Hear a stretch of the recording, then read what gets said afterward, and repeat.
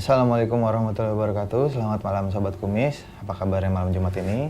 Semoga dalam keadaan yang sehat walafiat di rumah ya. Amin.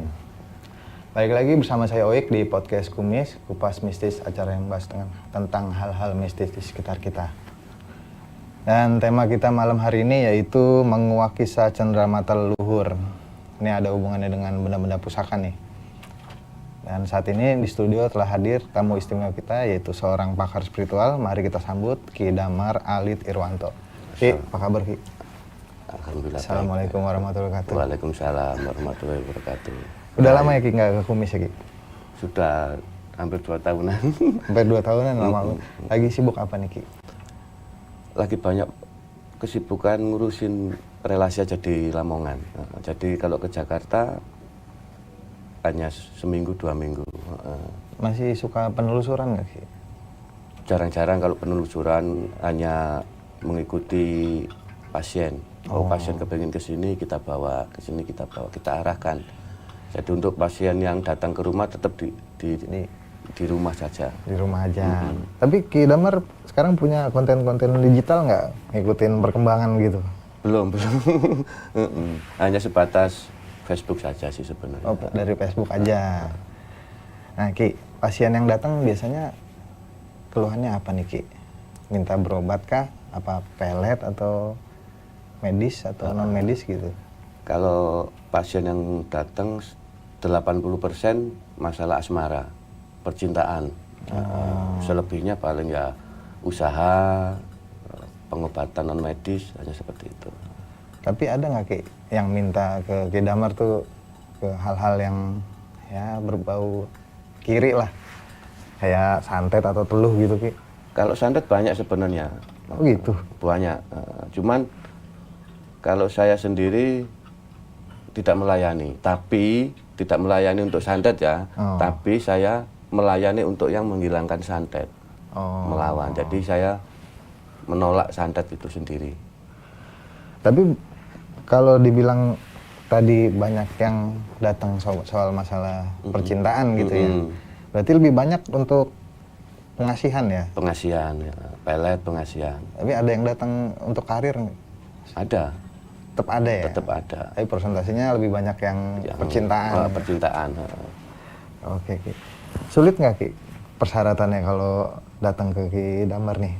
Enggak.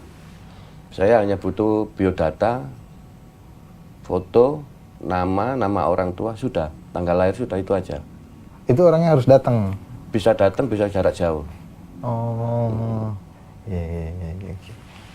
Ki, lanjut nih masuk ke tema kita nih. Kan kita mau bahas benda pusaka nih. Istilahnya boleh tahu dulu nggak, benda pusaka itu bedanya apa sama jimat gitu? Pengertiannya. Kalau benda pusaka itu pengertian umum itu besar, tidak bisa dibawa. Oke. Kalau jimat ukurannya kecil, bisa dibawa. Oh, itu dari umumnya. Dari umumnya. Tapi sebenarnya semua yang disakralkan oleh pemiliknya itulah pusaka. Jadi benda pusaka itu berupa apa aja dong? Berupa apa aja bisa, semuanya bisa. Dari batu, keris, jadi apapun itu yang disakralkan. Bahkan udeng, blangkon, peninggalan Mbah Buyut orang tersebut bisa dikatakan pusaka. Karena memang disakralkan. Seperti itu. Biasanya benda pusaka itu kegunaannya untuk apa sih Ki? Benda pusaka itu kegunaan satu sesuai hajat hidup sebenarnya kan, untuk perlindungan. Ya kan, perlindungan sebagai syariat, tetap perlindungan utama kan kepada Tuhan. Jadi ini sebagai syariat saja kan, melalui media ini akan selamat, akan lancar rezekinya, seperti itu. Lebih ke situ ya? Iya. Tapi kalau boleh tahu asal usul benda pusaka itu emang seperti apa sih Ki? Nah, benda pusaka itu ada 2 asal usulnya. Satu dari membeli. Oh, bisa beli? Bisa. Kedua dari alam gaib. Nah, kalau membeli itu kan memang yang trennya sekarang jual beli pusaka, jual beli keris itu bisa. Oh saya senang keris ini. Nah disimpan, disakralkan menjadi pusaka. Nah kalau untuk yang dari alam gaib itu karena ada tarikan. Gitu. Maksudnya benda itu narik kita gitu. Misalnya kok saya tiba-tiba kok kepingin ke makam sana. Gitu. Nah, kita datang ke sana, begitu di sana udah selesai tawasul, berdoa, pulang-pulang dikasih. Gitu. Nah, perwujudannya ada dua macam, ada dua cara. Satu dengan penarikan, kedua dengan biasa aja nggak meminta apa-apa, tapi udah diwujudkan. Ada salah satu contoh seperti benda pusaka saya ini. Itu apa tuh, Ki? Kujang. Nah, ini kujang. Ini saya dapat tahun 2016. Iya. Saya ziarah ke petilasan di Majalengka. Begitu pulang, tiba-tiba di mobil udah ada. Tiba-tiba di mobil sudah ada menggeletak gitu saja. Itu kan sudah dipersiapkan dari sananya. Oh ini kenang-kenangan dari saya, seperti itu. Oh berarti bentuknya dia nongol sendiri gitu? Iya. Nggak dikasih sama orang gitu? Enggak. Oh iya. Nah kalau yang dengan penarikan berarti, oh kok saya seperti ada benda di sini. Nah dengan bantuan praktisi mungkin itu kan, nah bisa diambilkan seperti itu. Oh jadi prosesnya macam-macam lah ya? Prosesnya macam-macam ya. Tapi emang benda pusaka itu berarti bukan ada yang dibuat, ada yang datang sendiri, intinya seperti itu. Kalau dibuat itu memang produksi baru. Oh. Nah, contohnya, saya kasih contoh lagi. Itu apa lagi tuh, Ki? Ini keris ini. Jadi ini keris ini sampai tuh, sampai tipis. Nah, ini saya dulu ziarah ke Pengging tahun 2011. Saya melihat pusaka, ada tasbihnya. Nah, saya melupakan, saya datang dipanggil lagi itu tahun 2018. Akhirnya terwujud ini juga di makam. Nah, keris-keris seperti ini bisa diduplikat. Karena aslinya kan dulu itu kan empu membuat keris pusaka itu cuma satu. Nanti diduplikat, seperti itu. Sesuai untuk kegunaannya. Ini keris brojol untuk melancarkan usaha, untuk pengasihan, seperti itu. Maksudnya diduplikat itu melalui syarat-syarat tertentu, Ki, atau cuman bentuknya aja gitu? Bentuknya saja. Kalau zaman sekarang bentuknya saja. Kalau zaman dulu ya melalui proses puasa. Seperti itu. Ini saking tuanya, saking ini terpendam di alam. Jadi ini sama kayak itu, tahu-tahu ada gitu nongol. Kita ziarah tahu-tahu ada gitu. Tapi emang kalau ada begitu, istilahnya itu datang dari alam semesta atau emang leluhur kita yang ngasih atau gimana tuh, Ki, menurut pengertiannya gitu? Dari leluhur kita sendiri sebenarnya. Ibaratnya cindramata itu seperti ini. Kita punya teman, kita sering memberi. Nah, teman kita kan baik sama saya. Nah, seperti leluhur itu tadi, kita doakan, kita kirimi doa. Nah, beliau juga, oh ini kok baik. Nah, nanti kalau ketemu, mungkin kalau nanti ke makam saya, nanti saya kasih. Imbal baliknya di situ. Oh gitu. Tapi berarti kalau mendapatkan benda pusaka itu sendiri, sebenarnya ada ritual khususnya nggak sih, Ki? Ada. Bukan sekedar mendoakan atau gimana gitu, atau gimana, Ki? Ada. Contohnya, Ki, boleh diceritain? Makanya tadi kalau yang datang sendiri kan sudah jelas. Nah kalau yang melalui proses penarikan tetap aja kan pusaka itu ada yang nunggu. Misalnya nih gudang pusaka, si mbah ini yang nunggu. Nah kita minta sama mbah ini, mbah ini punya saya yang mau dikasih buat saya, tolong diwujudkan. Nah si mbah ini pun punya ini syarat, saya suka kopi sama rokok misalnya, harus disiapin seperti ini. Ini mbah ini maksudnya gaib nih, Ki? Gaib.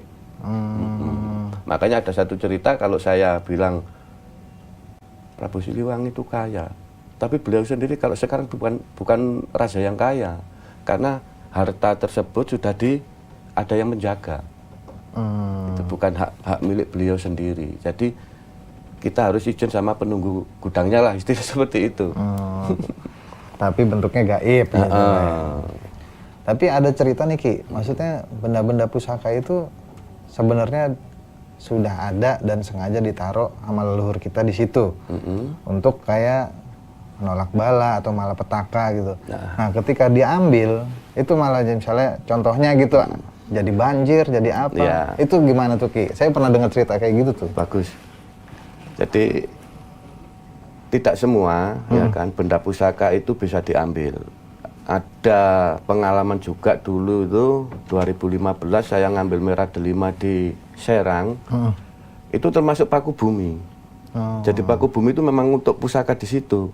Kita ambil dapat 2 tahun nggak ada hujan, pokoknya kekeringan, sengsara masyarakat di situ. Akhirnya kita kembalikan lagi. Nah, seperti itu. Jadi yang kita ambil, misalnya ada yang minta tolong, ambilin di sini nih. Kita lihat dulu, termasuk paku bumi nggak ini kira-kira gitu. Kalau paku bumi yang seperti disebutkan tadi kan memang untuk tolak bala di situ, kesejahteraan di situ. Gitu. Tapi kalau dipinjam bisa. Oh gitu. Iya, misalnya kan di satu kampung ada yang kesusahan ini, kita pinjam pusaka di kampung situ. Di tiap kampung desa pasti ada punden lama itu ada pusakanya. Seperti di kampung saya itu ada pusakanya, tapi nggak bisa dimiliki. Tapi bisa dipinjam. Bisa dipinjam. Gitu. Kalau selesai dipulangin lagi. Nah, berarti tergantung kegunaannya dong Ki. Maksudnya itu kita minjem buat apa? Untuk ya kita punya masalah misalnya apa, ya kan? Kita pinjam dengan wasilah pusaka tersebut bisa selesai. Itu sudah turun temurun terjadi di desa saya di Lamongan sana. Habis itu dibalikin lagi ya. Nah, jenis-jenis benda pusaka itu apa aja Ki? Kalau benda pusaka yang besar tombak, badik. Ya, kalau yang di Jawa kan keris, itu tadi kan tombak dan lain sebagainya, trisula, seperti itu. Nah, kalau saya lihat itu kan berhubungan dengan senjata tuh Ki. Kenapa benda pusaka itu relatif tuh kebanyakan tuh senjata gitu? Apa ada wasilah tertentu gitu di situ atau gimana Ki? Sebenarnya hanya sebagai simbol.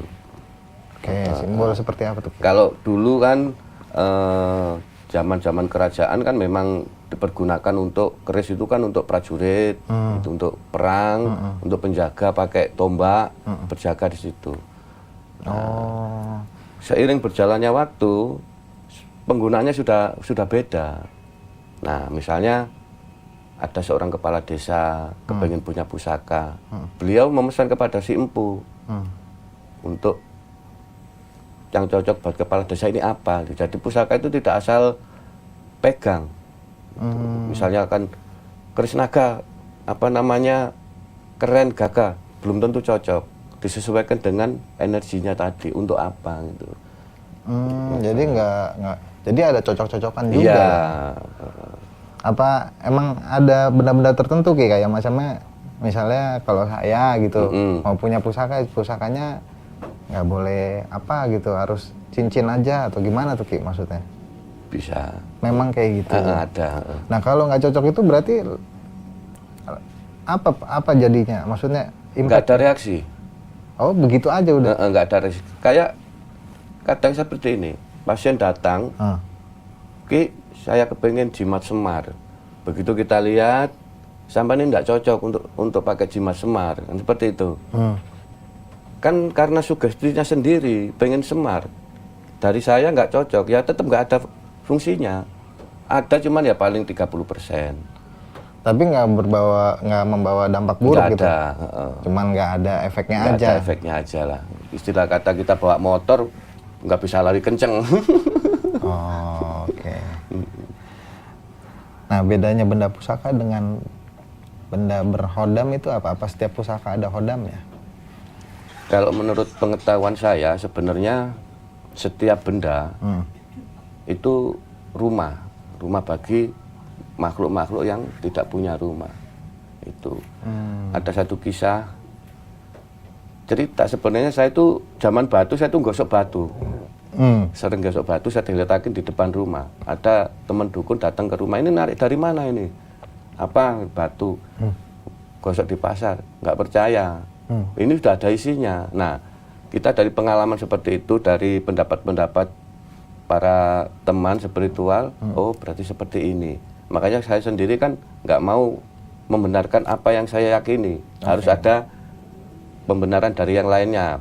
Itu, misalnya, oh ya ini benar ada, yang sini ada. Nah baru kita kan nggak boleh egois lah. Mentang-mentang kita ini praktisi harus seperti ini. Tapi itu ya menurut Ki Damar seperti itu gitu.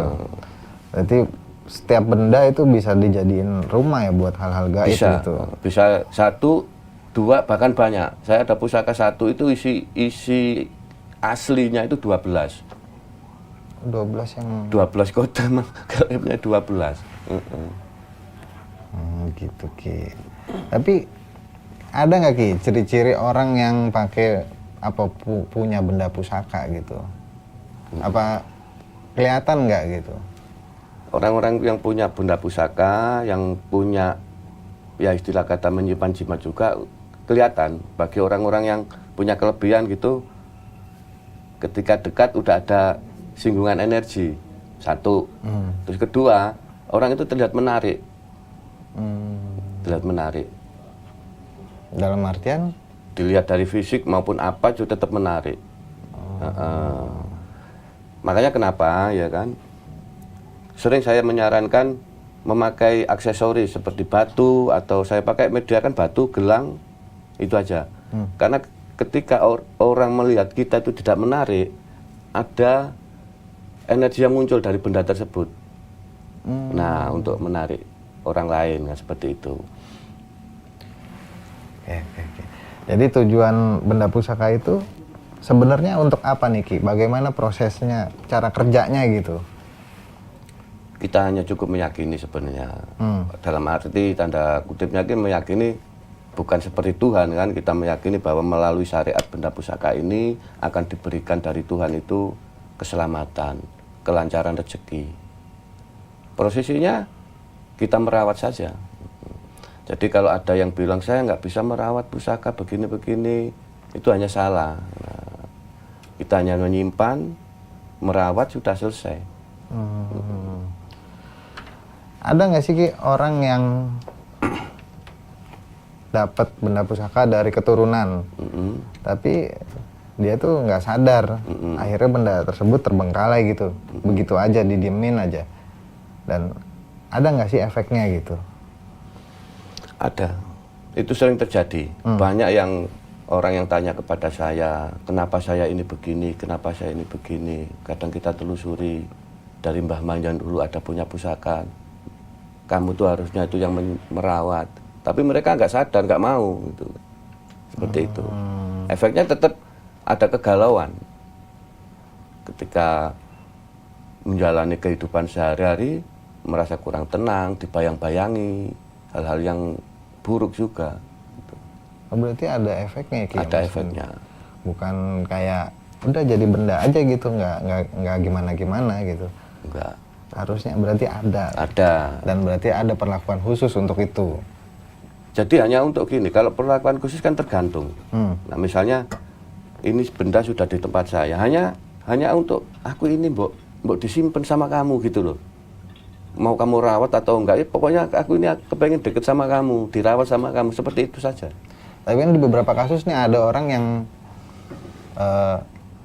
dalam tanda kutip takut gitu Ki. Ini dari mbah saya nih, bener-bener keris misalnya.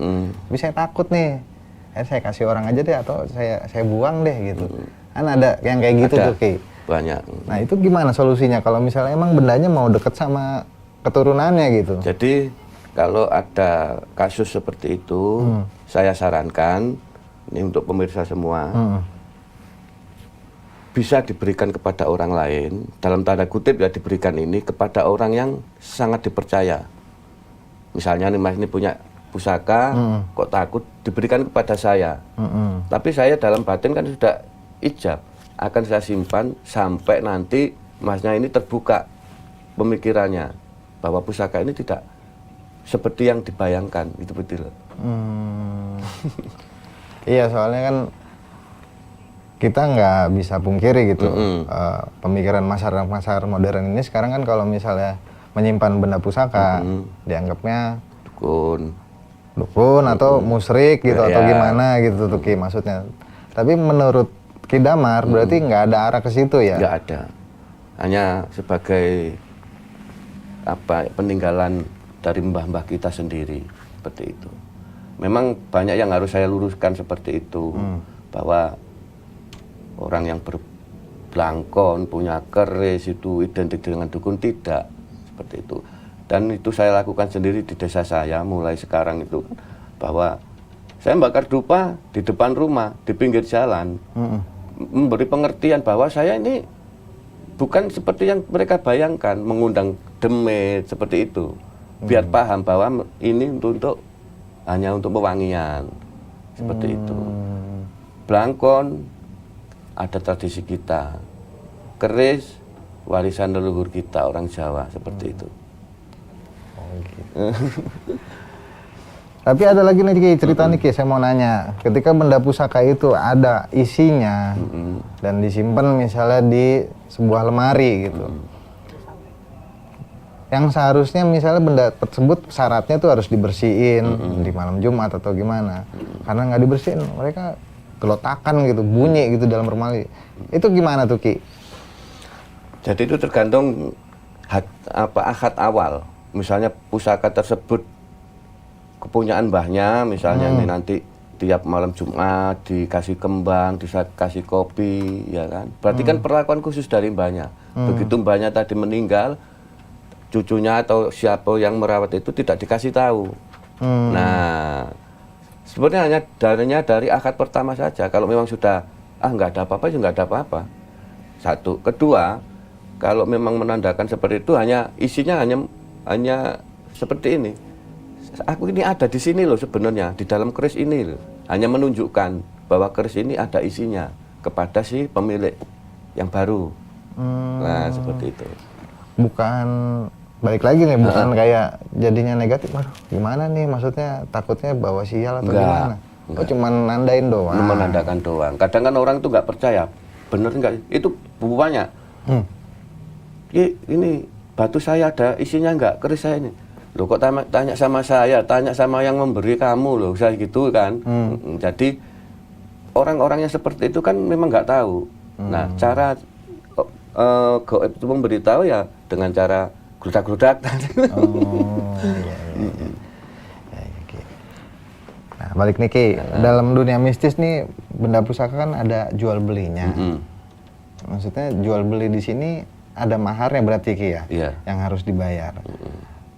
Boleh tahu nggak Ki, maharnya itu kalau dijadiin rupiah itu seberapa gitu?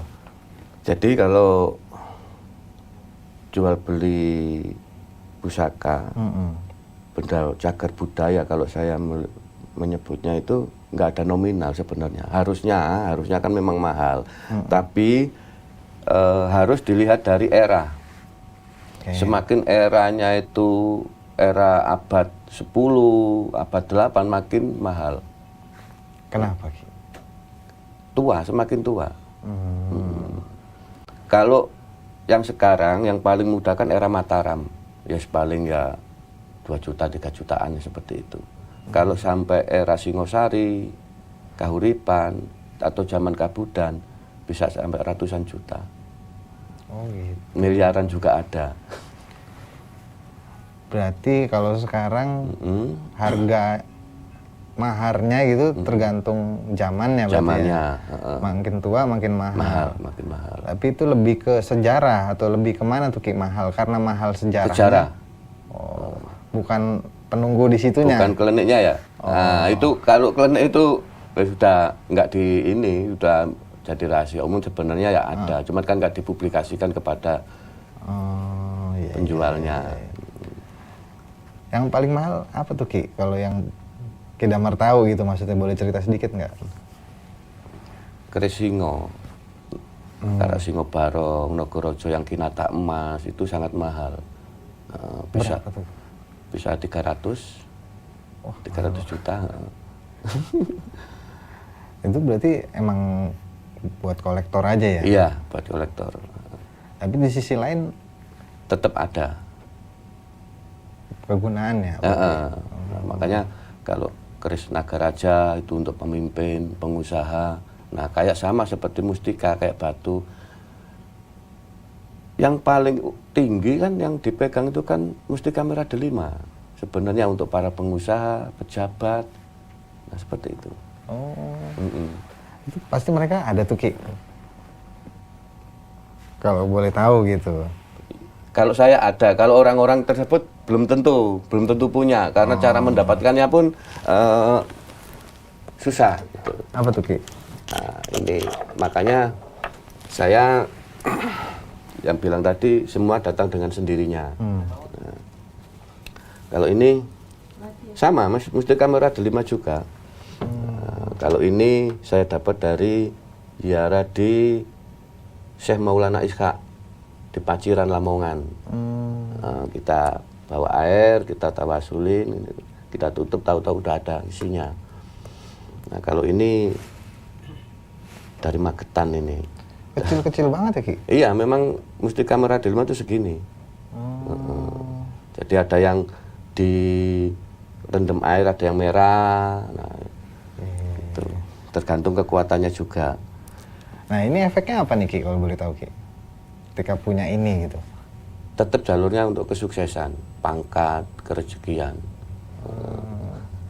Kalau orang punya, istilah kata kalau kayak tadi tiba-tiba nemu gitu. Terus mereka istilahnya orangnya tuh nggak percaya. Apakah itu akan menjadi sugesti sukses juga gitu atau gimana Ki? Enggak bakalan. Berarti ada faktor keyakinan di situ. Tetap. Nomor satu tetap yakin. Nah itu. Oke. Nah Ki, kalau Ki Damar punya begitu atau benda-benda pusaka lain gitu, ada nggak sih pantangannya Ki? Sebenarnya pantangan itu tidak ada. Kalau bagi saya sendiri, makanya setiap pasien relasi yang datang membawa cenderamata, membawa media buat syariat, apa sih pantangannya? Misalnya membawa batu, nggak boleh dibawa ke kamar mandi. Enggak seperti itu. Semuanya bebas. Kalau saya sendiri nggak ada pantangan. Tapi kan di beberapa kasus memang kayak gitu ceritanya. Maksudnya ketika ini batu pegang, jangan dibawa kamar mandi ya. Terus orang itu lupa gitu, bawa kamar mandi. Terus batunya hilang aja udah gitu. Nah itu kan dukun nakal. Kalau saya menyebutnya begitu. Kenapa? Gaib itu kan lebih tahu. Ketika kita membawa benda yang isinya gaib ke kamar mandi, gaib itu keluar. Kalau nggak suka, sama seperti kita. Ya masa gaib itu melihat kita tidur sama istri kan nggak mungkin loh. Tetap kan menutup mata. Nah seperti itu. Nah, kalau kasusnya hilang itu tiba-tiba bendanya hilang, maksudnya nakal berarti diambil lagi gitu atau gimana Ki? Bukan, artinya seperti ini. Kalau saya bilang nakal itu begini, nggak boleh dibawa ke kamar mandi, lupa nanti ketemu orang kan berarti kan hilang. Nah hilang nanti kan orangnya datang lagi ke dukun tersebut, berarti kan dukun tersebut nakal. Oh gitu. Iya. Nah, Ki, balik lagi nih, ada nggak sih apakah benda pusaka itu harus diturunkan atau memang dia datang dengan sendirinya gitu? Kalau misalnya kalau namanya benda pusaka gitu, kan ada istilahnya karuhun atau ada istilahnya juga tadi apa Ki? Leluhur. Nah itu bedanya tuh apa tuh Ki? Kalau leluhur itu kan manusia-manusia yang diluhurkan. Kalau di Indonesia, Prabu Siliwangi, Kanjeng Ratu Kidul, atau para ulama-ulama pejuang dulu itu termasuk leluhur. Jadi tidak ada sangkut pautnya dengan keluarga kita. Oh, nggak ada garis keturunan. Nggak ada garis keturunan. Kalau karuhun jelas dari garis keturunan keluarga. Nah, masalah pusaka dari keluarga bisa diturunkan atau enggak, tetap itu memilih. Nah, misalnya si mbah kita ini punya anak berapa, punya anak 3, dari anaknya ini punya anak lagi, berarti kan cucunya sudah banyak nih. Nanti si pusaka ini memilih di antara cucu-cucunya tadi, salah satu yang pas nanti memegang pusaka tersebut. Kenapa memilih Ki? Maksudnya ada penjelasan nggak di situ? Ada. Jadi tetap kalau secara dunia nyata lah kita berpikir secara logika, dari banyak teman kita, saya senang yang ini. Nah seperti itu aja. Betul. Lebih ke suka nggak suka aja gitu ya, Nah, bebas-bebas kadang kan, aja gitu ya. memilih itu karena, oh ini sifatnya sama seperti mbaknya, perilakunya baik sama orang seperti ini, nah seperti itu. Tapi ada cerita lagi nih Ki, ketika orang punya benda pusaka gitu. Nah, orang ini kebetulan sudah mendekati ajalnya. Itu katanya benda pusakanya harus dibersihin Ki, atau Dikasih orang. dikasih orang, entah diambil atau gimana tuh Ki? Iya, ada memang kasus-kasus seperti itu. Saya beberapa kali juga pernah mengalami, gitu kan, mengalami pasien seperti itu. Jadi memang kalau memang yang punya pusaka tadi masih sempat bisa istilah kata menurunkan atau memberikan, diberikan saja. Gitu. Kalau memang nggak bisa, tetap ada praktisi atau orang lain yang mencari ini apa penyebabnya. Gitu kan. Gitu. Jadi dibersihkan dulu atau diambil, nah baru nanti bisa jalannya mulus lah menghadap Allah itu. Itu kenapa begitu Ki? Karena ada perjanjian. Perjanjiannya dalam artian apa nih? Dengan kodam gaib sebuah pusaka. Gitu. Jadi sudah ada perjanjian. Misalnya mau sehidup semati sama ini. Ada kasus juga orangnya sudah meninggal, misalnya saya ini punya ini, saya meninggal, berarti ini udah nggak ada, walaupun ngeletak di rumah udah nggak ada, ikut saya mati ke alam sana. Nah makanya ada pusaka-pusaka dari jalur keluarga yang terpendam, misalnya mbahnya mati, pusakanya dipendam, atau pusakanya hilang dengan begitu saja. Oh gitu. Oke. Nah, ada nggak Ki bedanya Ki? Benda pusaka sama kayak macamnya yang ditanam di tubuh gitu, kayak susuk atau apa gitu. Itu pengertiannya gimana tuh Ki? Kalau benda pusaka itu kan identik dengan sesuatu yang besar seperti keris tadi. Kalau yang ditanam di tubuh itu pengertiannya maksudnya jimat lah ya kan, jimat. Nah jimat itu sama, kecil juga, yang bisa dibawa di kantong atau keris kecil gitu. Sama seperti susuk tadi. Tapi dari pembicaraan kita dari awal sampai sekarang ini, dari tadi Ki Damar berbicara nggak akan ada efek negatifnya ketika punya benda pusaka. Benar seperti itu? Benar. Nah kalau misalnya terbukti dalam beberapa kasus tuh ada. Itu gimana tuh Ki? Nah makanya tadi saya menyebutkan tergantung kesepakatan.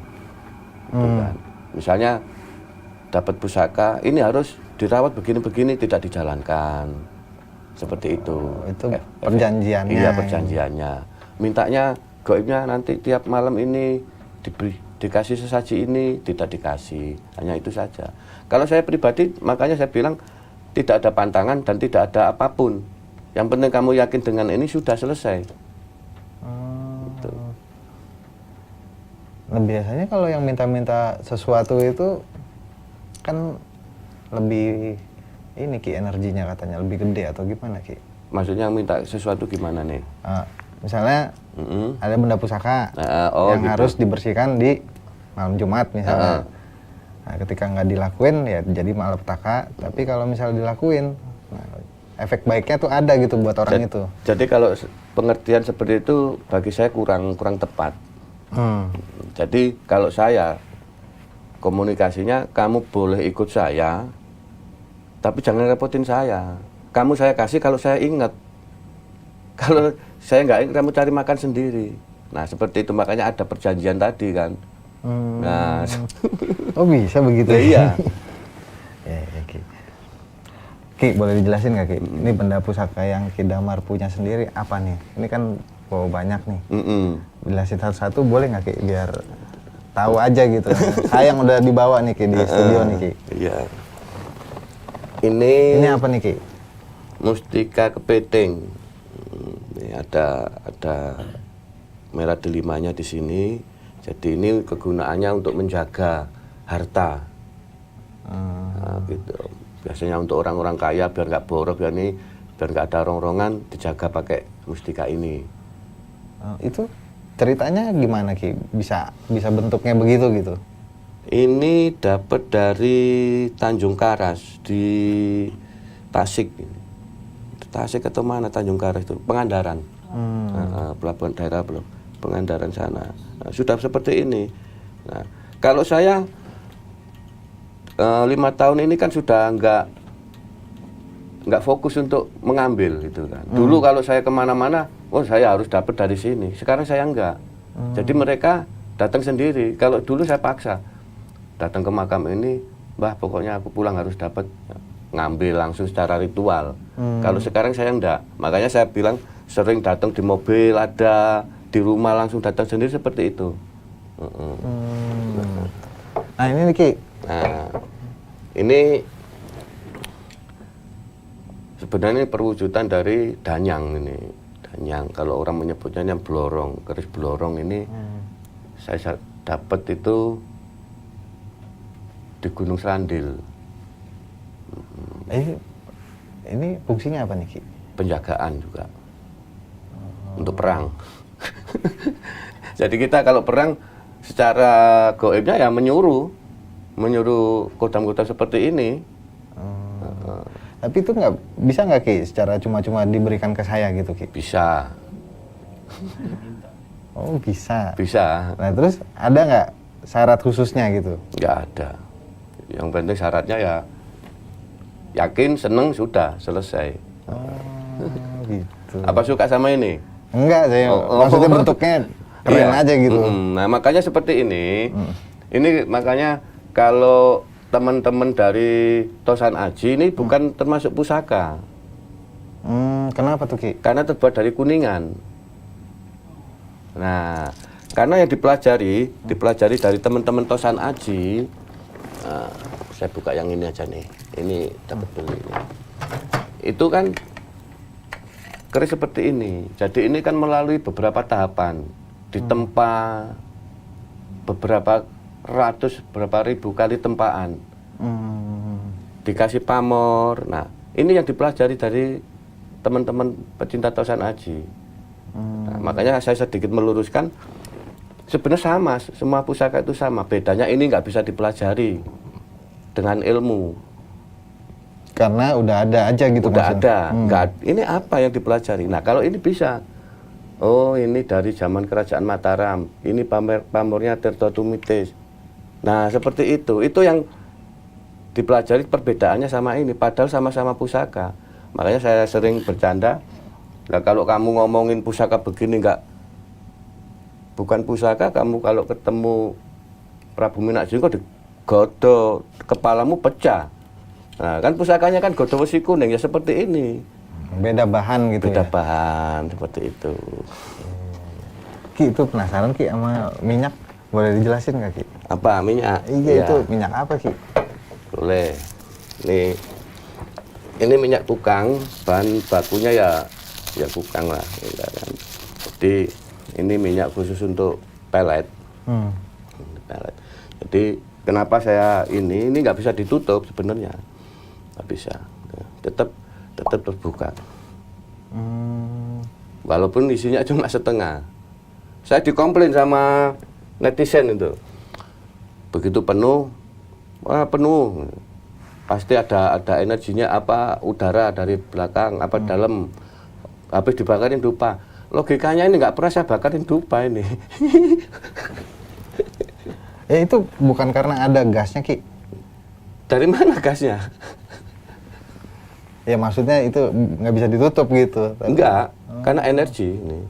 Lebih ke energi. Energinya sangat kuat, sangat luar biasa. Nah itu buat pelet. Pelet, pengasihan gitu. Itu dipakai di badan atau gimana? Iya, di alis saja bisa. Oh. Makanya nggak bisa, ditutup nggak bisa. Kemana-mana pakai ini. Itu. Ada lagi Ki yang bisa dijelasin? Dijelasin. Nah, ini yang terakhir nih. Itu apa? Saya perjalanan ke Parangkusumo, di Cepuri. Nih, saya dapatnya ini. Wah, apa tuh Ki? Ini besi kuning. Bukan batu berarti ya? Batu, ini batu, batu apa namanya nih? Ini batu tapi dalamnya ini ada jarumnya nih, besi kuningnya nih. Oh iya, ada Kelihatan ya? jarumnya. Nah, ini untuk kebal badan, anti cukur. Oh berarti kalau megang itu nggak apa-apa dibacok gitu Ki? Insya Allah. Insya Allah. Udah dites soalnya ini. Nah itu apa Ki? Yang satu lagi? Mana? Itu Hanya minyak biasa. minyak wangi aja? Iya. Oh kirain. Enggak. Nah itu benda-benda kayak gini nih, istilah kasarnya tuh harus dikasih makan nggak sih Ki? Kalau bagi saya sendiri tergantung. Saya suka ya saya kasih, enggak ya enggak. Makanya saya di Lamongan 40 hari. Logikanya siapa yang ngasih makan di sini? Istri saya juga nggak ngeh dengan barang-barang begini. Anak-anak saya juga nggak begitu ini. Nah seperti itu aja. Makanya kita mungkin komunikasinya kalau kamu seneng di sini sini aja, kalau nggak seneng minggat aja. Kamu saya kasih makan, kalau saya pulang kalau saya ingat. Nah, kalau nggak ada ya nyari makan sendiri ke sana. Seperti itu. Berarti enak juga ya kalau kayak gitu mah maksudnya. Iya. Jadi nggak ada rasa was-was, timbul pertanyaan yang macam-macam lah buat orang-orang, nggak ada. Gitu. Tapi boleh diceritain nggak Ki, kalau misalnya Ki Damar nih inget nih mau ngasih makan atau ritual, itu seperti apa prosesnya Ki? Datang Kemana? ke saya gitu. Ini barangnya? Iya. Tahu-tahu ada gitu? Bukan, maksudnya isinya minta. Kalau ngasih makan kan bisa dari jarak jauh. Kita panggil namanya, kita kasih makan, seperti itu aja. Oh, iya. Berarti goib lah ya Ki? Iya, kutip goibnya. ya. Oke Ki, untuk terakhir nih Ki, ada nggak pesan-pesan buat sobat kumis di rumah masalah mengenai hal-hal seperti ini gitu, kayak benda pusaka atau apa gitu? Jadi untuk sahabat-sahabat kumis semua di seluruh Nusantara, kalau memang punya benda pusaka, peninggalan dari leluhur, dari mbah-mbah, lebih baik disimpan. Tidak ada hal-hal negatif yang ditimbulkan dari itu. Karena semua itu memilih. Benda-benda pusaka itu energinya memilih. Bukan untuk menyesatkan. Karena dari awal, pembuatan pusaka itu untuk kebaikan. Bahkan kalau Ken Arok aja membunuh itu kan sebenarnya tadinya kan untuk kebaikan, biar dia bisa menjadi raja di Singosari. Tapi karena salah prakteknya dia, keris belum selesai, makanya si empunya dibunuh. Nah, jadi intinya semua benda pusaka itu untuk kebaikan. Oke Ki. Makasih ya Ki, udah sama-sama. bisa jelasin nih buat ilmu sedikit buat Iya. sobat-sobat kumis di rumah. Sama-sama. Baik, demikianlah obrolan kita seputar misteri dengan Ki Damar sebagai pakar spiritual. Semoga ada hikmah atau pelajaran yang bisa kita ambil di dalam obrolan ini. Sekali lagi Ki Damar, makasih udah mau ngobrol-ngobrol mampir. Dan terus update tentang kupas mistis, acara yang bahas tentang hal-hal mistis di sekitar kita di YouTube Dunia Lain Transvision atau Transvision Official, karena selalu ada kisah-kisah mistis di setiap episodenya. Saya Oik undur diri. Assalamualaikum warahmatullahi wabarakatuh. Waalaikumsalam. Salam kumis. Warahmatullahi wabarakatuh.